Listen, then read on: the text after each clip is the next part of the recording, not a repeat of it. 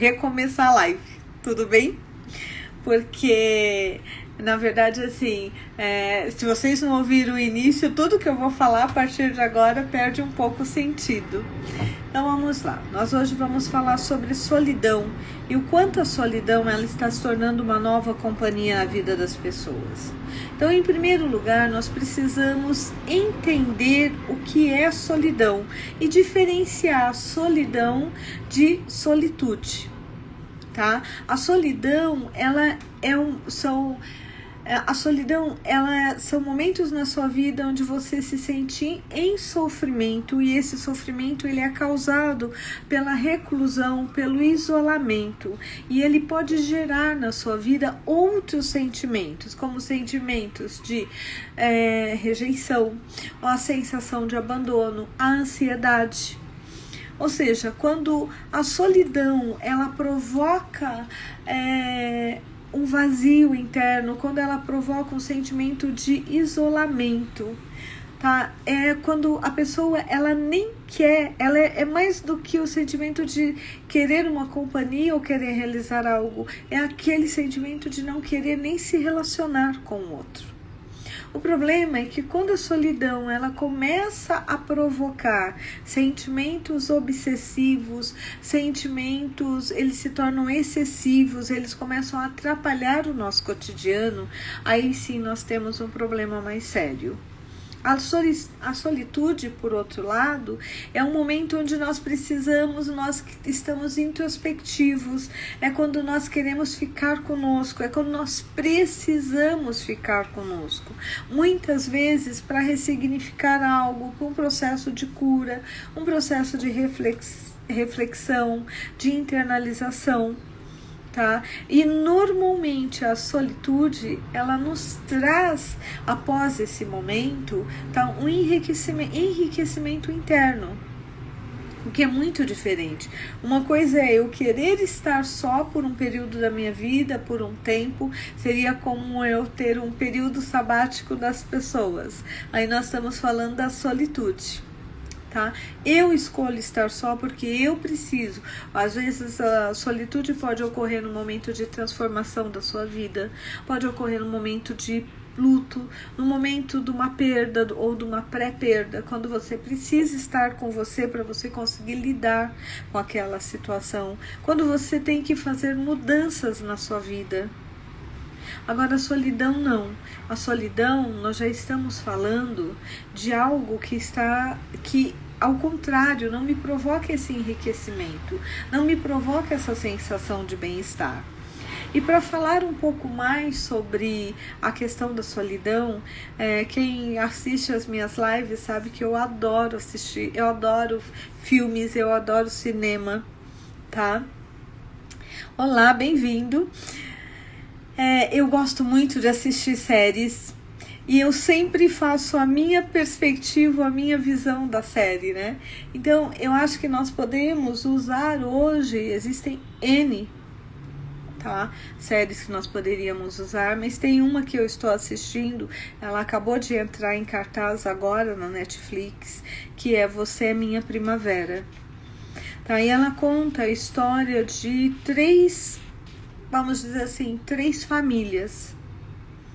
E onde você vê os efeitos que a infância teve sobre a questão do compartilhar, sobre a questão de criar vínculos, sobre a questão de se permitir receber amor, sobre a questão de não se sentir merecedor do amor. E com isso se buscar uma solidão emocional, afetiva. Preferir não se relacionar pelo medo de se relacionar. Tá? E com isso, não é que a solidão é algo, eu vou ficar só porque eu quero, mas eu vou ficar só porque eu não dou conta, eu não banco. Então, essa série ela é interessante porque ela conta a história, na verdade, de 2 atores principais. Um é um psiquiatra e outra seria uma gerente de um hotel de luxo.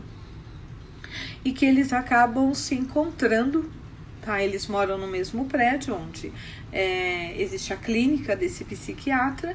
Ela mora no andar de cima, é um prédio de 4 andares.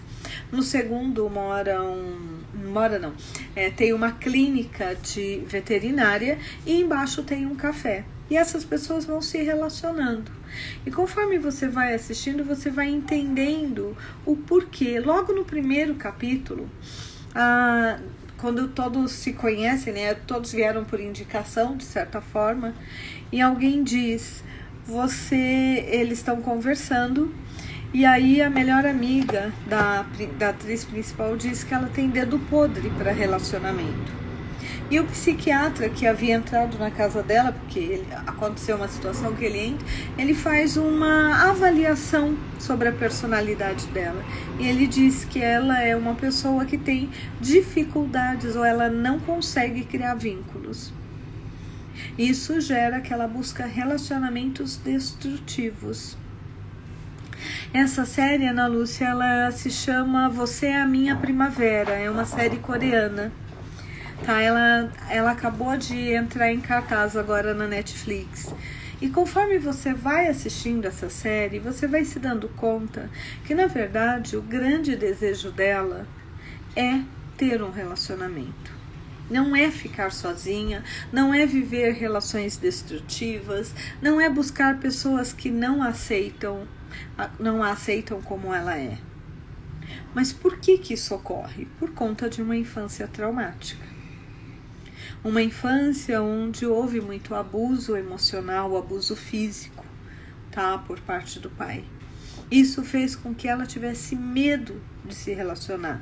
Então, automaticamente, ela buscava relacionamentos que a levavam de novo ao mesmo ponto, ao ponto da solidão. Ao ponto de não se sentir amada, ao ponto de não se sentir capaz. E é muito interessante porque você começa a perceber as dores de cada um dos personagens.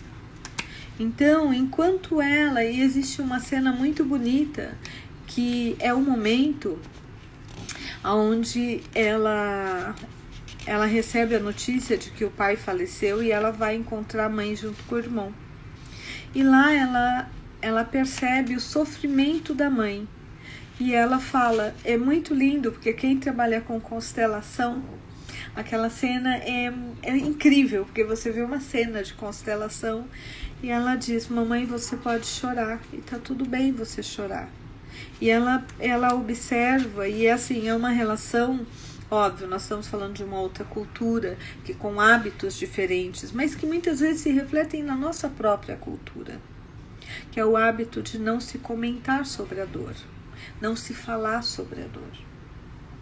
E no momento onde eles descobrem que o pai faleceu e que o pai foi o motivo de todo esse trauma, ela se dá conta de que o irmão e a mãe sempre tiveram muito medo de que o pai voltasse e provocasse de novo as dores.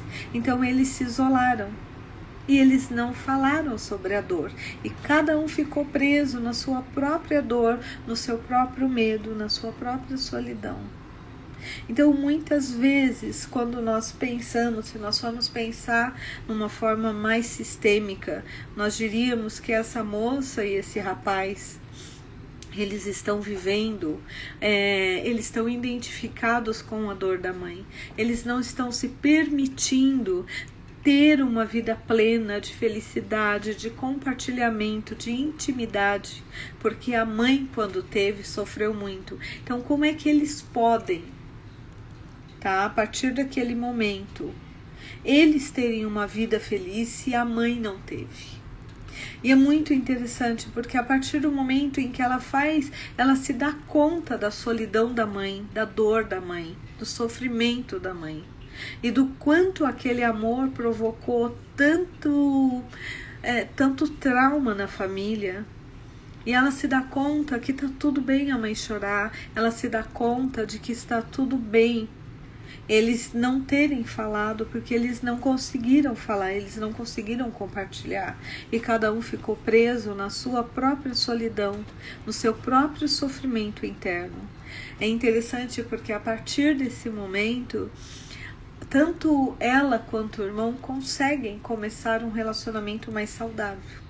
Ou seja, quando essa solidão, essa dor que foi provocada por uma situação específica é curada, todo o sistema se beneficia disso. E muitas vezes você vai dizer, tá, Regina, mas você está falando de situações onde houve um abuso emocional, houve um abuso físico, houve um trauma, tá? E quando não há o trauma? Então, primeiro nós vamos olhar, e você sabe, eu gosto de olhar o quadro todo e nós irmos discutindo parte a parte. Então, o primeiro ponto é nós entendermos o quanto nós somos reféns do nosso passado e o quanto esse passado ele nos leva a uma solidão. E que muitas vezes nós não temos a menor consciência. Nós repetimos as histórias e não nos damos conta. É muito interessante porque, né, na série, essa personagem que é a filha, que é a gerente do hotel, ela tem seus 35, 40 anos. Então, é interessante observar que só naquele momento, e tem um momento que ela fala, né, pro psiquiatra, que ela tinha uma faca na garganta, e que essa faca sempre a torturou, e que por conta dele, ela conseguiu tirar aquela faca e se curar. E aí ela consegue expressar amor, ela consegue começar uma relação. Ou seja, olha, hoje nós sabemos que o número de violência doméstica aumentou muito, principalmente durante a pandemia. E olha os efeitos que isso pode provocar na psique, no emocional das pessoas. E o quanto isso vai impactar a vida dessa pessoa no futuro e de todos aqueles que estão envolvidos nessa vida. Então, eu sempre gosto de usar filmes, porque o filme ele nos dá a possibilidade de nós vermos. Existe um outro filme, uma outra série, essa eu ainda não assisti, está na minha lista, que é Mad, e que fala também sobre a questão do abuso emocional, do abuso físico, do abuso nas relações e da desqualificação do abuso. Me parece um pouco densa, por isso que eu deixei por um momento mais leve para assistir, até para usar em alguma live. Mas esse daí ele é um pouco mais leve, essa série. Mas é muito interessante isso. E por outro lado, nós temos um psiquiatra, tá, que quase morreu do coração, que recebe um coração, ele faz um transplante de coração, e a partir daquele momento ele começa a mudar, ele começa a tentar viver mais. Mas mesmo assim, ele é um excelente psiquiatra, ele tem sucesso, ele tem um programa na rádio, ele ajuda o departamento de polícia em relação às avaliações, mas ele é um homem que já se casou e já se separou, mas foi um casamento para curar a paciente, não por uma relação de amor. E no início, isso é algo que, assim, a relação dele com a ex-esposa é muito agressiva, no sentido de que ela invade, de que ela quer uma atenção que ele não quer dar. E muitas vezes você ouve, tá, ela dizendo, mas mesmo quando casado, você nunca quis estar comigo. Você só se casou para me salvar. E na verdade ela continua procurando ele, porque a única coisa que ele sabe fazer é exatamente isso, salvar. Ele sabe doar, mas ele não sabe receber. E quando você vai olhar a história dele, você vê ali um menino que foi criado para salvar o irmão mais velho. Então ele é o filho que foi tido para poder salvar o irmão que tinha leucemia. Então ele faz a doação da medula, ele faz a doação de sangue, e no momento onde exige-se que ele faça uma doação de um rim, o pai se opõe. E a falta dessa doação faz o irmão morrer. E ele carrega a culpa como se ele não tivesse salvado o irmão. E óbvio que com isso a mãe se separa. Porque para a mãe era impossível perder o filho. E ela não conseguia enxergar o sacrifício que ela impunha ao filho mais novo. E o que isso gera? Isso gera uma pessoa extremamente carente, uma pessoa extremamente reservada, uma pessoa que consegue ter amigos, mas que não se expõe. Uma pessoa que não consegue também criar raízes por conta dos traumas da infância. Então, situações diferentes, mas que o abuso emocional gerou uma solidão, gerou algo que chega a um ponto. Por que ele recebeu o transplante? Porque na verdade ele começou a trabalhar, a beber, e ele começou a levar uma vida louca para fugir de si mesmo. Ah, mas ele não era um psiquiatra? Sim, isso não. Sabe aquela coisa? O fato de você ser em casa de ferreiro, às vezes o espeto é de pau. Muitas vezes olhar para a nossa dor é muito difícil. Olá, Ariel, tudo bom? Que bom ter você aqui. Então, assim, é muito difícil nós termos que olhar para o passado e muitas vezes nós apagamos isso da nossa memória.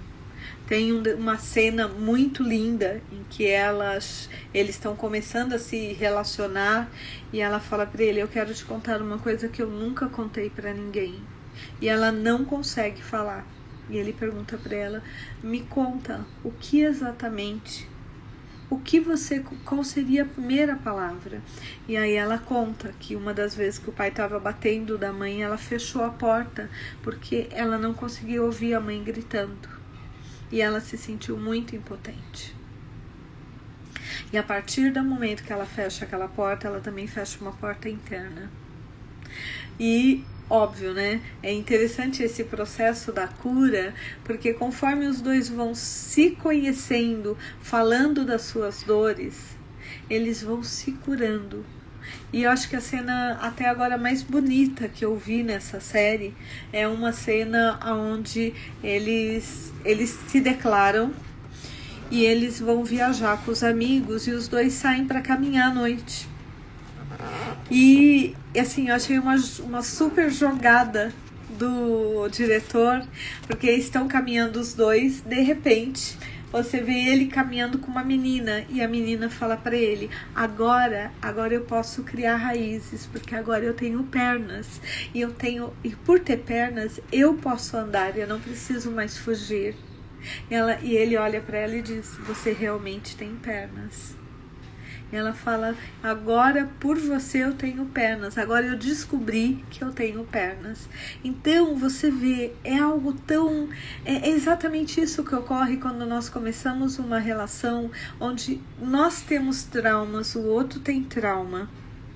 E nós nos permitimos ouvir o outro e ir devagar. Isso daqui não é uma apologia para relacionamentos, irem devagar nos relacionamentos, mas a importância de nós criarmos o vínculo em vez de corrermos para acelerar o relacionamento. Porque muitas vezes você olha o rosto da pessoa, você vê a pessoa sorrindo, vê a pessoa bonita e você não tem a menor ideia da dor que aquela pessoa está carregando, do medo que aquela pessoa está carregando, do medo de rejeição, do medo de abandono, do medo de não ser boa o suficiente, do medo de não ser capaz. Então é esse conhecer, e isso também se dá na terapia, é quando nós nos permitimos criar um vínculo para que eu possa confiar em você, para que eu possa eu vou estender um dedinho primeiro para ver se você me dá o apoio, até que chega uma hora que eu estendo a mão para que você possa segurar a minha mão e eu me sinta segura para falar das minhas dores mais profundas. Então, e assim, e por outro lado, passa um tempo, eles continuam caminhando, e aí aparece ela e o menino com a mão aqui toda ferida de agulhas que foram enfiadas para tirar sangue, para aplicar medicamento enquanto se fazia algum procedimento em relação ao irmão, e ele faz isso daqui, ele cobre. E ela fala para ele: você não quer me deixar ver suas dores. E ele fala para ela: eu sei que eu te machuco quando eu escondo as minhas dores, mas eu ainda não consigo. E ela olha para ele, dá a mão e fala: não tem problema, eu vou estar aqui. E naquele momento, e mesmo assim, com toda essa intimidade, eles não conseguem ficar juntos por conta do medo. tá?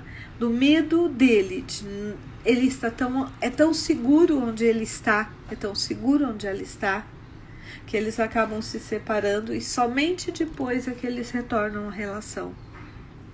E quando eles têm a coragem de retornar à relação, aí sim você percebe o quão é interessante, o quão infantil afetivamente ele é.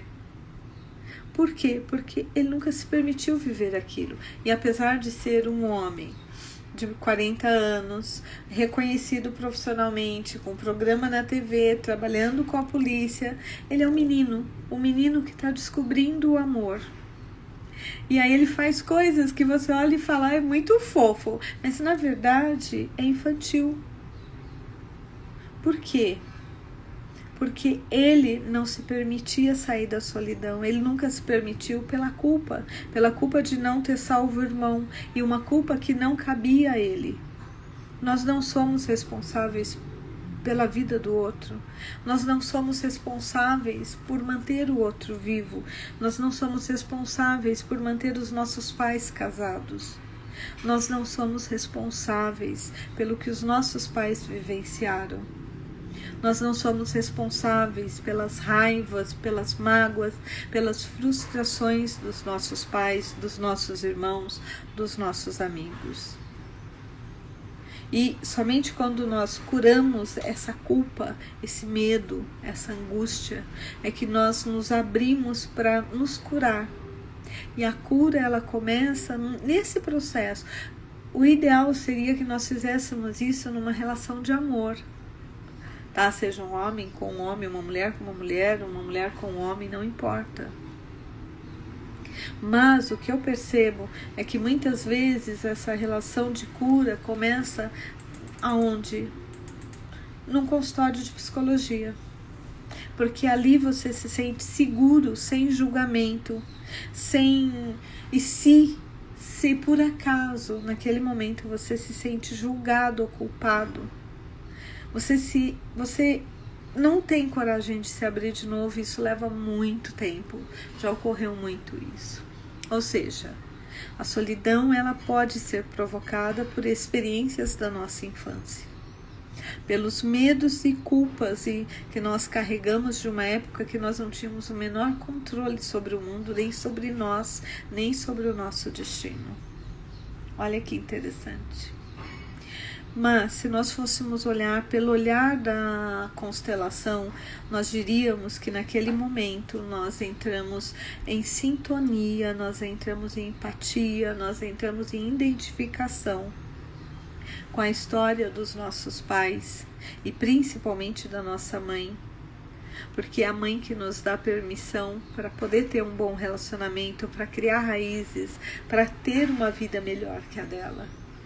E se eu, como criança, não tenho a menor ideia que eu não sou responsável por fazer minha mãe feliz, ela também não tem essa ideia de que ela não precisa compartilhar a dor dela comigo. Às vezes o filho é a única companhia que a mãe tem para compartilhar a dor, mesmo quando não dita.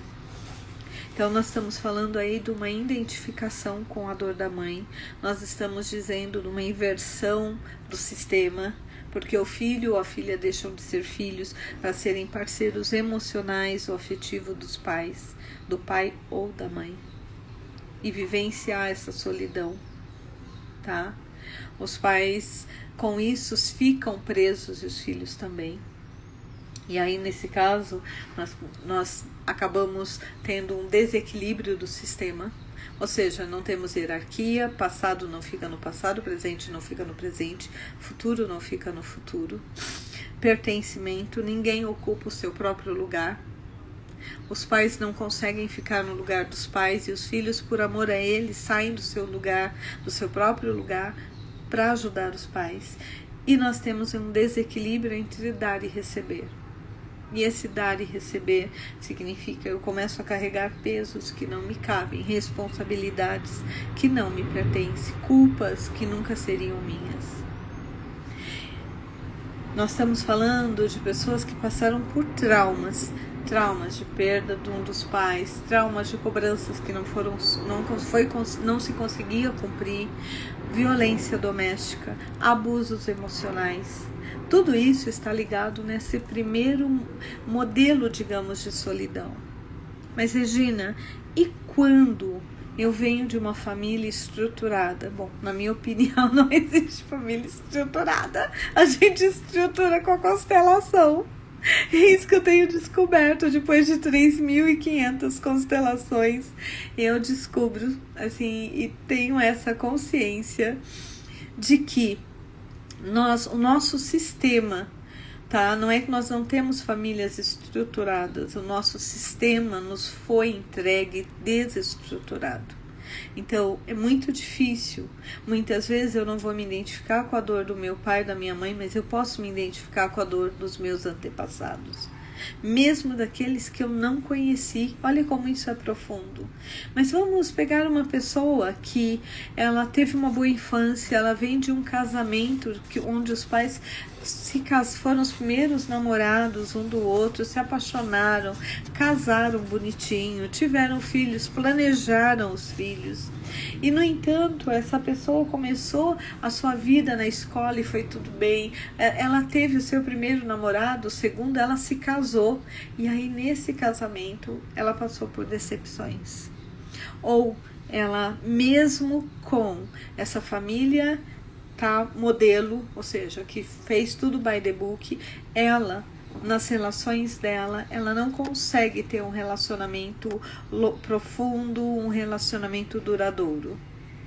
O que isso provoca? Isso provoca um sentimento de vazio, de abandono, tá? E só que, como a pessoa ela já está machucada, porque isso provoca as dores, em vez dela primeiro se curar, para depois ela ir buscar o amor, ou ela ir buscar conviver, ela busca, aí nós entramos nos jogos psicológicos, ela acaba repetindo os mesmos padrões e ela volta a buscar pessoas que levam ela novamente à solidão, levam ela novamente à carência, levam ela novamente a maus relacionamentos, tá? E é interessante, né? Porque muitas vezes, quando nós falamos da solidão, e nesse caso que a pessoa foi criando essas histórias, e às vezes ela acaba se relacionando com uma pessoa,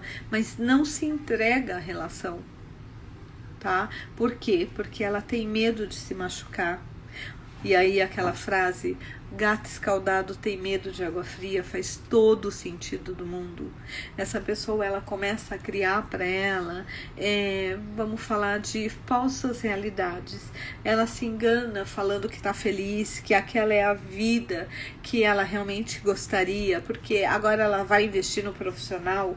E normalmente essas dores nos fazem ir para os caminhos onde nós temos menos probabilidade de sofrermos ou de passarmos por situações de carência, de vazio, de desapontamento.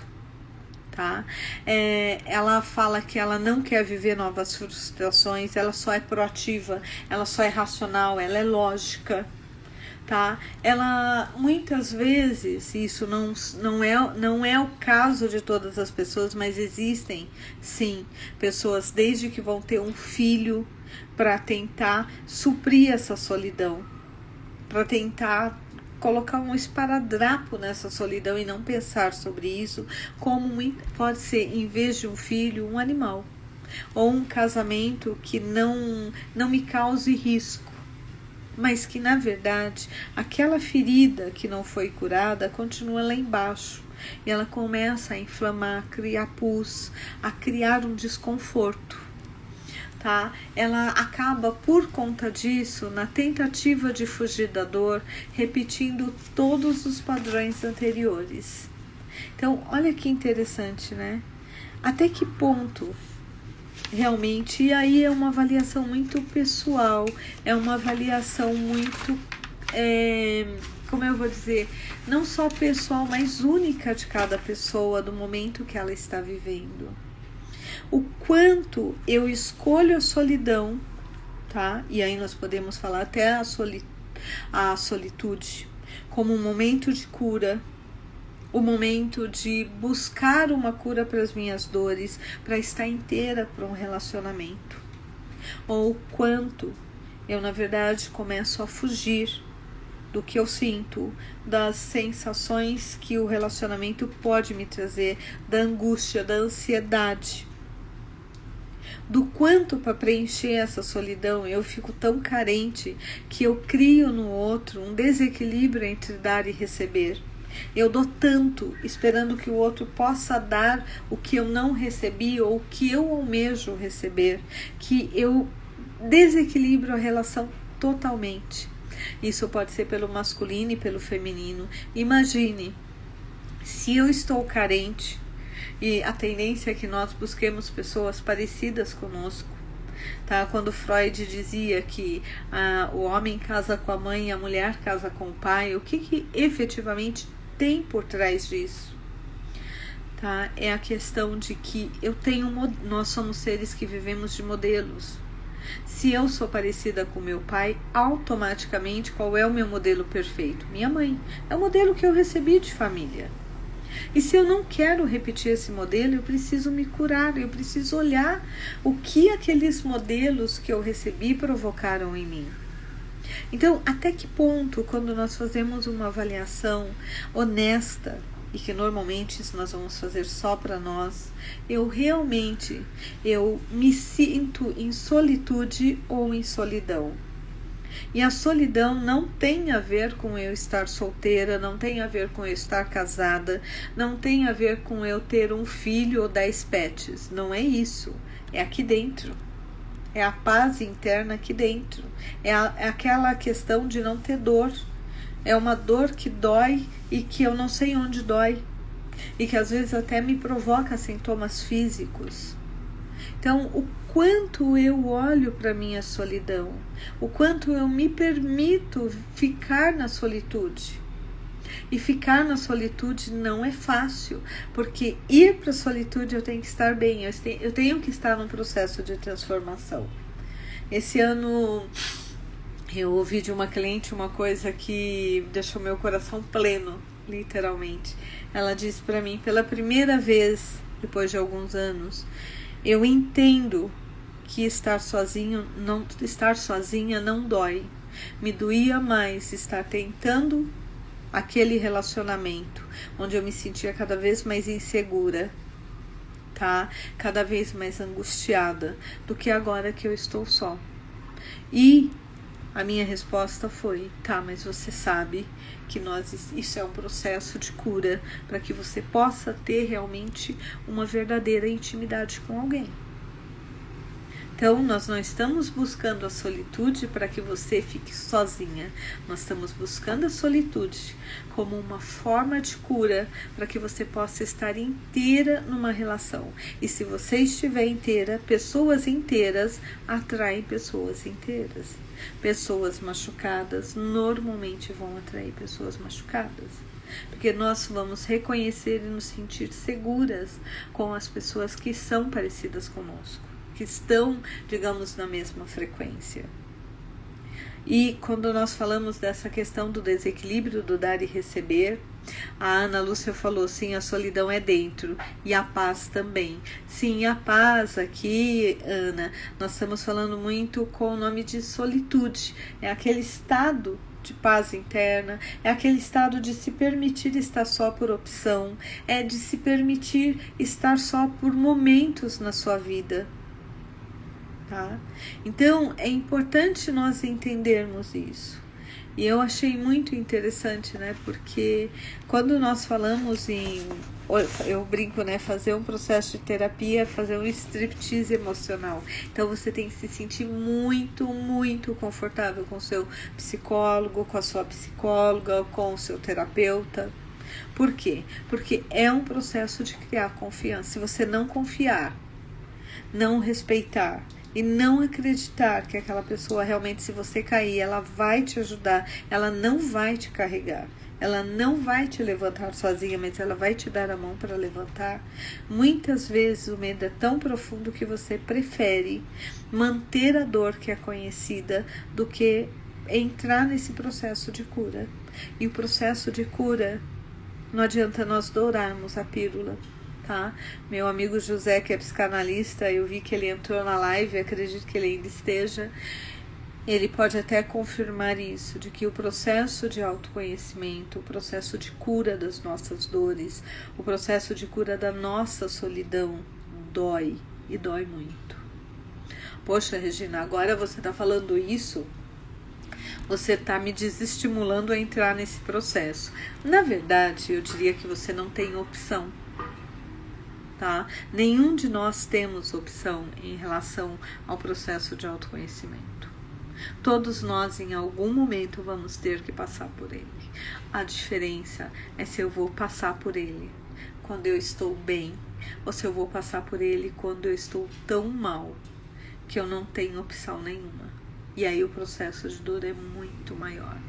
É como você ir no dentista para fazer uma manutenção, um check-up, e você ir no dentista quando você está com um canal. Existe uma grande diferença. Cuidar dos dentes ou cuidar da alma nós precisamos. A questão é quando nós vamos escolher fazer isso. Quando nós vamos escolher ter coragem de olhar para aquela dor e falar, tá, vamos lá, vamos olhar de onde ela vem. Ela é minha.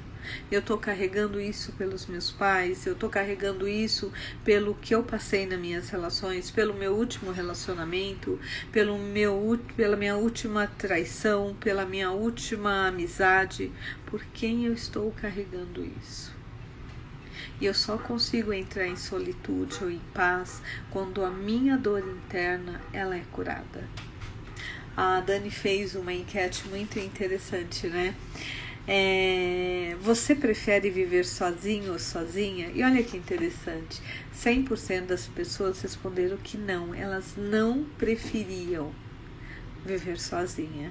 Mas por que nós vivemos tantas relações sozinha?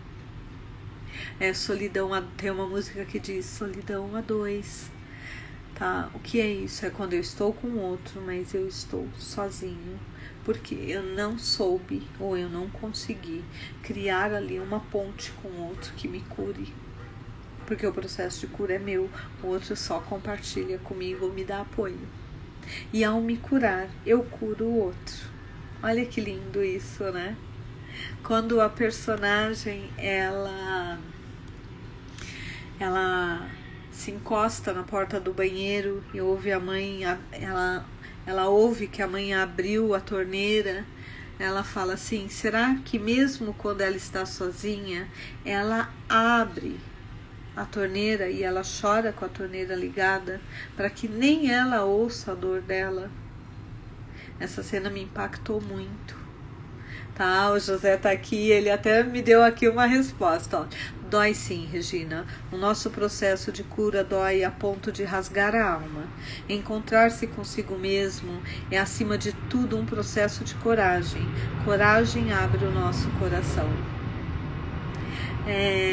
Hoje eu estava indo buscar minha sobrinha na escola e eu ouvi no rádio, né? Eu não lembro quem estava falando, que dizia o seguinte, que em francês as pessoas não dizem boa sorte, eles dizem bonne coragem,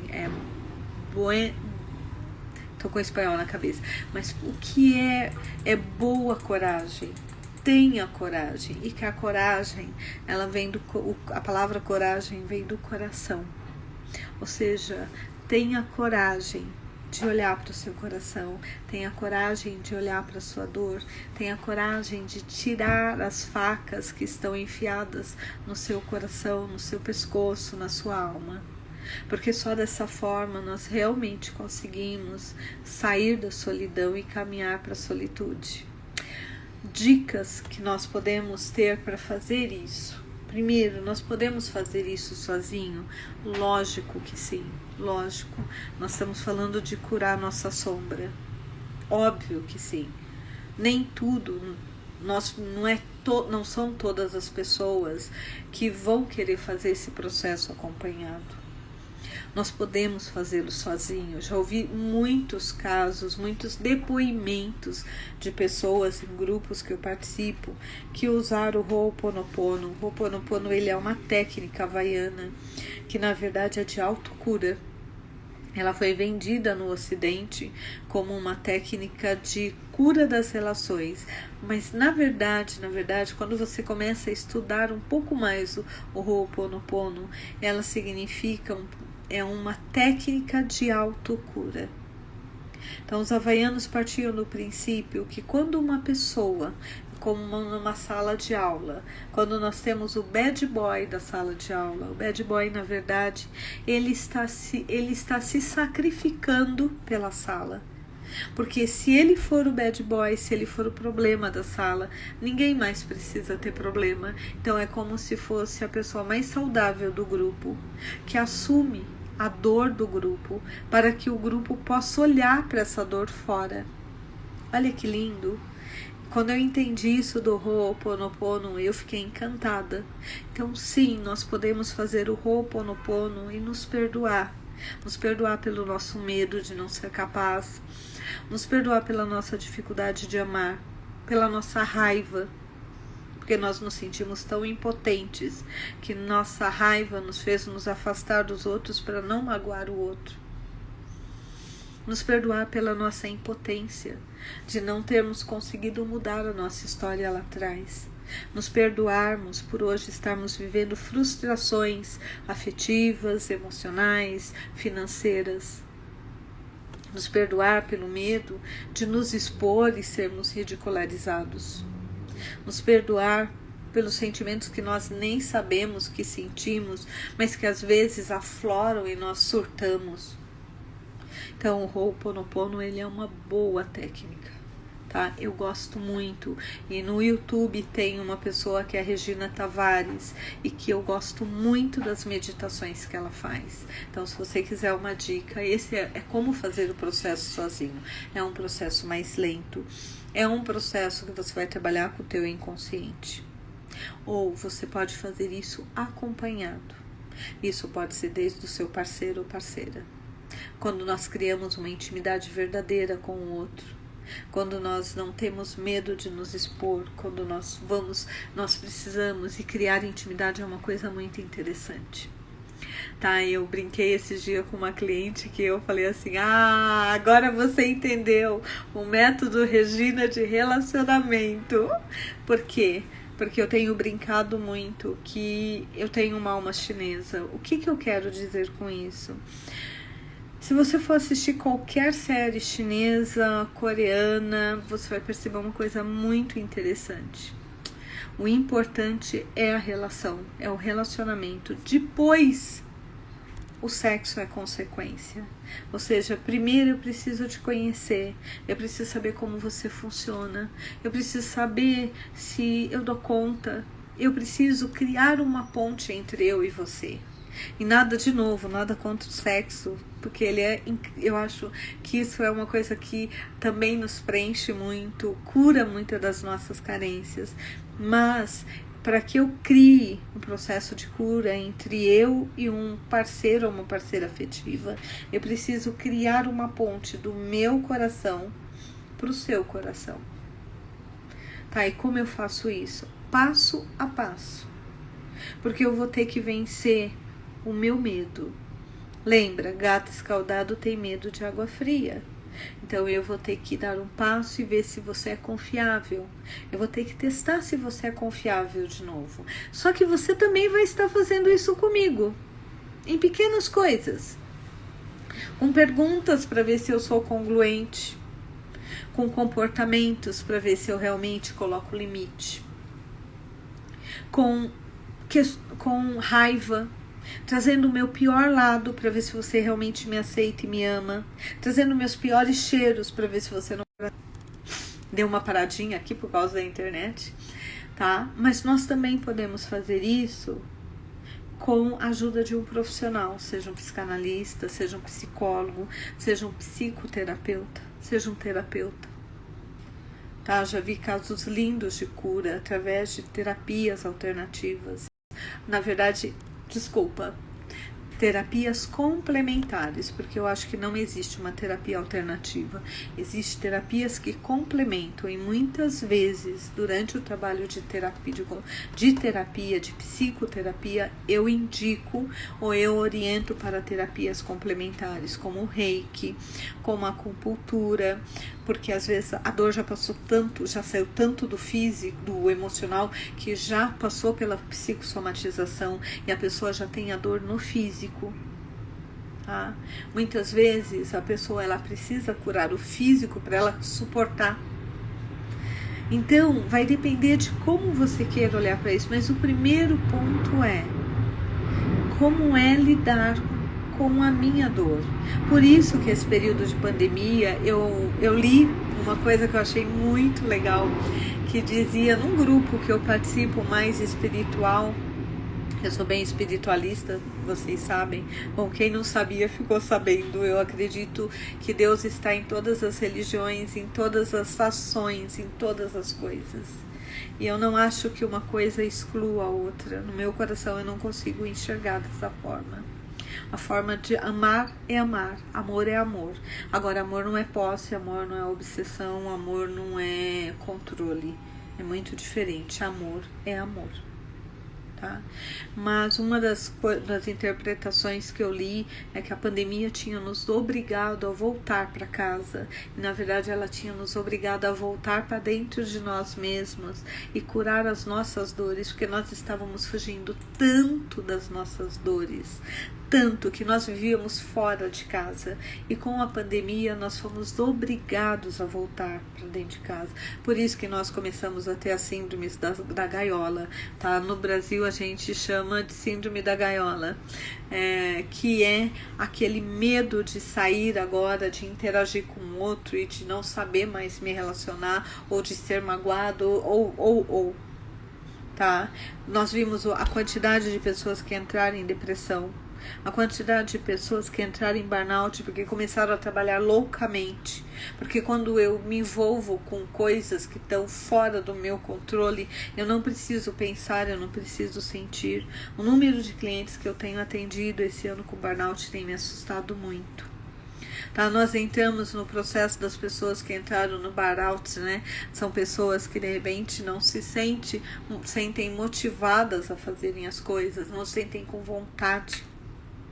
Tá, nós tivemos síndrome do pânico, crises de ansiedade e câncer. O câncer aumentou muito. Por que tudo isso? Porque nós tivemos que ficar sozinhos, nós não tivemos para onde fugir. E ainda fugimos para um monte de live, fugimos para um monte de séries. Teve gente que assistiu todas as séries possíveis e imagináveis. Lemos todos os livros, muitas pessoas fugiram de muitas formas, mas chegou uma hora que não dava mais. E elas tiveram que olhar para elas. Então, a minha dica para você que está trabalhando solidão é: não seja o seu pior inimigo. Não se critique tanto e não se cobre além do que você pode. Seja seu parceiro ou parceira. Sabe, se apaixone por você. Se apaixone, se permita se amar primeiro. Amar ao próximo como a ti mesmo. Então, se permita se amar para ser amado. Se permita se cuidar para cuidar do outro ser cuidado. E se permita entender que todos nós, seja por questões do passado ou por questões circunstanciais, nós passamos pela solidão. Lá é um porto que todos nós vamos ter que aportar lá em algum momento e passar um tempo lá. A questão é se vamos passar isso em paz, se isso vai ser um céu para nós ou se isso vai ser um inferno, vai ser um tormento. Bom, eu espero que esse bate-papo tenha te ajudado a elaborar alguma coisa, tenha te ajudado a se olhar um pouco mais, tenha te ajudado a criar uma nova perspectiva, tá? Ou por fim, tá? Que pelo menos tenha te trazido uma série para você assistir. Tá? E se você assistir depois quiser comentar comigo, Você é Minha Primavera. O José tá dizendo, show de bola, parabéns, Regina. José, um beijo e obrigada. E obrigada para todos vocês que estiveram aqui. Eu espero vocês semana que vem. Já estamos em novembro, temos que começar a pensar com muito carinho sobre o final do ano, nos programarmos para não entrarmos numa solidão por falta de planejamento, por falta de querer olhar para o futuro. Então, assim, eu vejo vocês semana que vem. Muitíssimo obrigado pela companhia e um super beijo.